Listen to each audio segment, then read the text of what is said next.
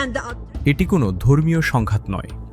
তথাকথিত জুডিও খ্রিস্টিয়ান সভ্যতা বনাম ইসলামী বর্বরতা এই বয়ান দিয়ে ফিলিস্তিনিদের ওপর নিপীড়ন বৈধ করার যে আপত্তিকর দাবি তোলা হয় তা সবার প্রত্যাখ্যান করা উচিত।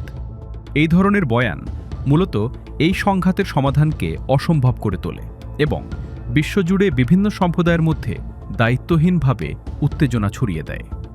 আমাদের জন্য আমাদের ধর্মবিশ্বাস যাই হোক না কেন, এই সংঘাত আমাদের অধিকার অস্বীকার করা এবং আমাদের পূর্বপুরুষের ভূমিতে আমাদের অস্তিত্ব মুছে ফেলার প্রচেষ্টার বিরুদ্ধে।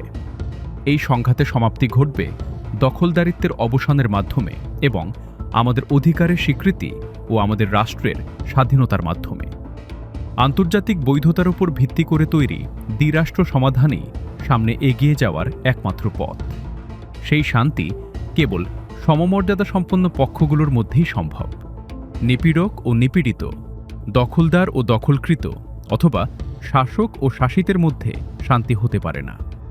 এটি আরও সহিংসতা, আরও অমানবিকতা এবং আরও যুদ্ধের মাধ্যমে অর্জিত হবে না। একে অবশ্যই পারস্পরিক স্বীকৃতি এবং প্রতিশোধের বদলে ন্যায় বিচারের ওপর ভিত্তি করে গড়ে তুলতে হবে, যা হবে ভবিষ্যতের স্বপ্ন নিয়ে অতীতের অপশক্তিকে টিকিয়ে রাখার জন্য নয়।